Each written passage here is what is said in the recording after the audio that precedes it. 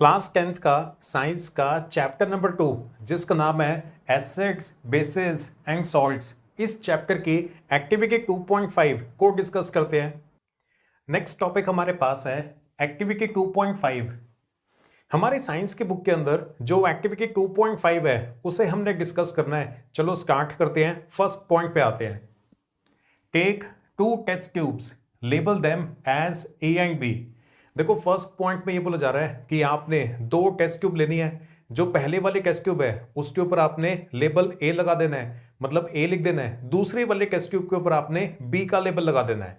तो डायग्राम में देखो, ये जो हमारे भाई साहब हैं वो 2 टेस्ट ट्यूब लेके आ गए हैं। पहले वाली टेस्ट ट्यूब के ऊपर हमने ए और दूसरे वाली टेस्ट ट्यूब के ऊपर हमने बी एज अ लेबल चिपका दिया। चले सेकंड पॉइंट पे आते हैं। Take about 0.5 gram of sodium carbonate, ये सोडियम कार्बोनेट का फॉर्मूला होता है Na2CO3 in test tube A and 0.5 gram of sodium hydrogen carbonate in test tube B. आपके पास 2 टेस्ट ट्यूब है ना, जो पहले वाली टेस्ट ट्यूब है उसके अंदर आपने सोडियम कार्बोनेट को लेना है और जो दूसरे टेस्ट ट्यूब है उसमें सोडियम हाइड्रोजन कार्बोनेट को। ये देखो सोडियम हाइड्रोजन कार्बोनेट, पहले वाली के अंदर है सोडियम कार्बोनेट। ये जो CO3 है ना, ये कार्बोनेट आयन होता है। तो सोडियम कार्बोनेट ये पहले वाली टेस्ट ट्यूब के अंदर आएगा, दूसरे के अंदर सोडियम हाइड्रोजन कार्बोनेट आएगा। दोनों अलग अलग केमिकल्स हैं, इनको हमने ए और बी वाले टेस्ट ट्यूब के अंदर ले लिया। अब नेक्स्ट पॉइंट पे आते हैं। Add about 2 ml of dilute hydrochloric acid to both the test tubes, what do you observe. अगले 2 पॉइंट्स में आपको ये बोला जा रहा है कि दोनों के दोनों टेस्ट ट्यूब में ना पहले तो आप हाइड्रोक्लोरिक एसिड को डालो, डाइल्यूट हाइड्रोक्लोरिक एसिड सॉल्यूशन आपने दोनों टेस्ट ट्यूब में डालना है और उसके बाद क्या ऑब्जर्वेशन है बस आपने वो बताना है। आपके पास 2 टेस्ट ट्यूब है, पहले वाले टेस्ट ट्यूब के अंदर सोडियम कार्बोनेट है और इसके बाद फिर आपने इसके अंदर हाइड्रोक्लोरिक एसिड को डाला है। तो सोडियम कार्बोनेट और हाइड्रोक्लोरिक एसिड के बीच में क्या रिएक्शन होगी, एक तो हमने वो देखना है। दूसरी वाली टेस्ट ट्यूब के अंदर सोडियम हाइड्रोजन कार्बोनेट है, इसके अंदर भी जो सेकंड केमिकल है वो हाइड्रोक्लोरिक एसिड ही है। तो सोडियम हाइड्रोजन कार्बोनेट और हाइड्रोक्लोरिक एसिड कैसे रिएक्ट करेंगे उसको भी देखना है। अब इसका आंसर ये है कि जो एसिड है ना हाइड्रोक्लोरिक एसिड, उसको आप चाहे सोडियम कार्बोनेट के साथ रिएक्ट करवाओ या फिर सोडियम हाइड्रोजन कार्बोनेट के साथ रिएक्ट करवाओ, इन दोनों के साथ जो इनकी रिएक्शन होगी ना लगभग एक जैसे ही होगी। रिजल्ट के अंदर हमारे पास 3 चीजें बनेगी। एक तो सॉल्ट बनेगा, सोडियम क्लोराइड बनेगा, साथ में वाटर और कार्बन डाइऑक्साइड। आप एसिड को सोडियम कार्बोनेट के साथ रिएक्ट करवाओ या फिर सोडियम हाइड्रोजन कार्बोनेट के साथ रिएक्ट करवाओ, वही सेम 3 चीजें बनने वाली हैं। एक तो सोडियम सॉल्ट बनेगा, सोडियम क्लोराइड बनेगा, साथ में वाटर और कार्बन डाइऑक्साइड भी जनरेट होगा। और कार्बन डाइऑक्साइड की पहचान ऐसे करते हैं, carbon dioxide gas turns lime water milky.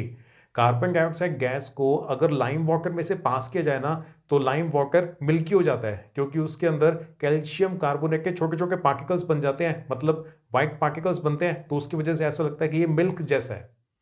Clear हो गया। चलो ऑब्जर्वेशंस के ऊपर आते हैं। डायग्राम के थ्रू मैं आपको एक्सप्लेन करता हूं कि क्या होने वाला है। देखो ये हमारे टेस्ट ट्यूब है, ये वाले जो भाई साहब हैं इनको आप देख रहे हो बड़ी सी टेस्ट ट्यूब लेके आ गए हैं। अब इस वाले टेस्ट ट्यूब के अंदर 2 चीजें हैं, एक तो हमारे पास ये हाइड्रोक्लोरिक एसिड है और दूसरा पहले वाली जो टेस्ट ट्यूब है उसमें सोडियम कार्बोनेट होगा Na2CO3। जो दूसरी टेस्ट ट्यूब है ना उसमें जो रिएक्शन होगी उसका भी डायग्राम सेम ही है, बस एक ही चीज का फर्क होगा कि सोडियम कार्बोनेट की जगह पर दूसरी टेस्ट ट्यूब के अंदर सोडियम हाइड्रोजन कार्बोनेट होगा। क्लियर हो गया।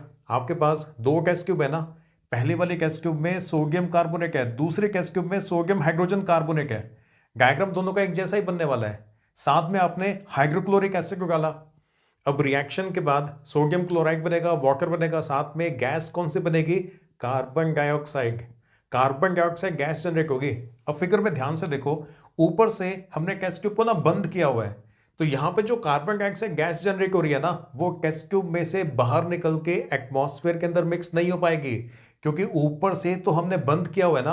अब ये देखो, जो कार्बन डाइऑक्साइड गैस जनरेट हो रही है उसके पास सिर्फ एक ही रास्ता है, इस पाइप में से होके उसको हम यहाँ पे जो दूसरे टेस्ट ट्यूब है ना उसमें हमने लाइम वाटर रखा हुआ है।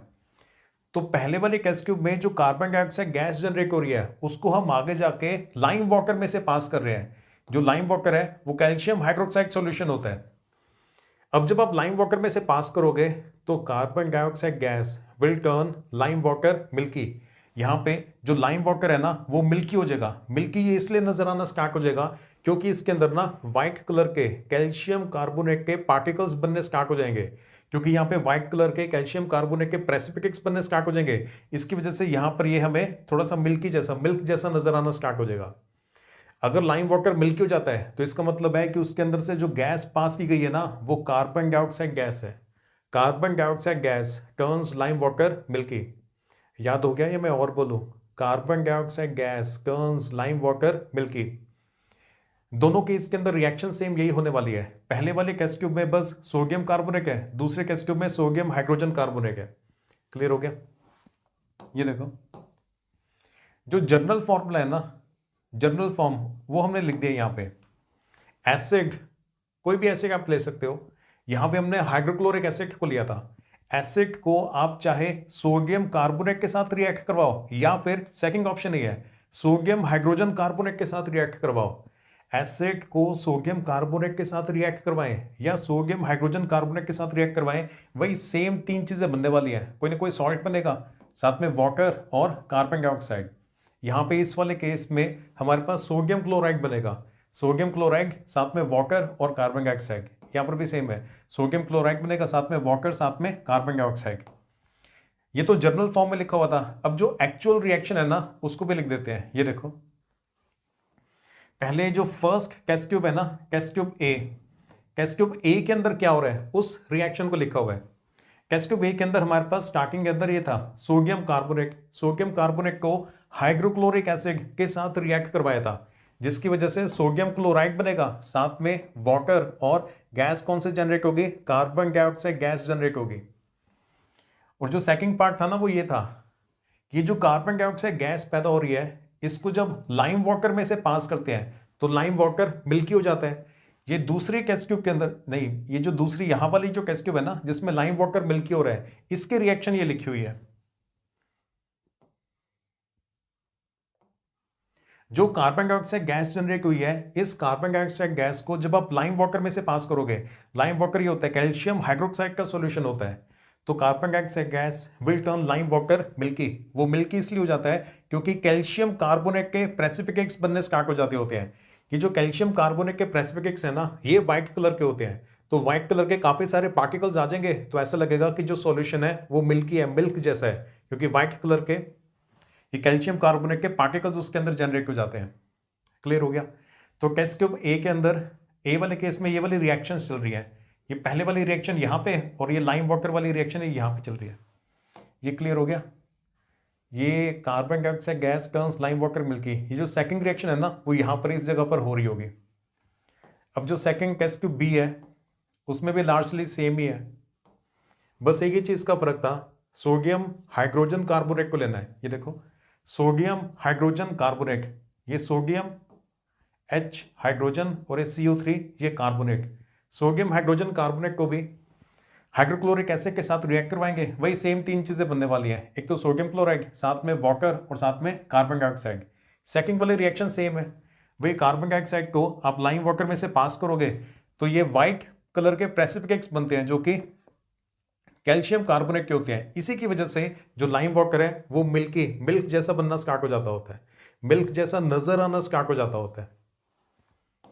रिएक्शंस आपको 2-3 बार लिखोगे आराम से याद हो जाएंगी। अब इसी बात को ना बस लास्ट में आपने स्टेटमेंट की फॉर्म में भी लिख देना है। Hydrochloric acid reacts with sodium carbonate और sodium hydrogen carbonate to form sodium chloride, water and carbon dioxide.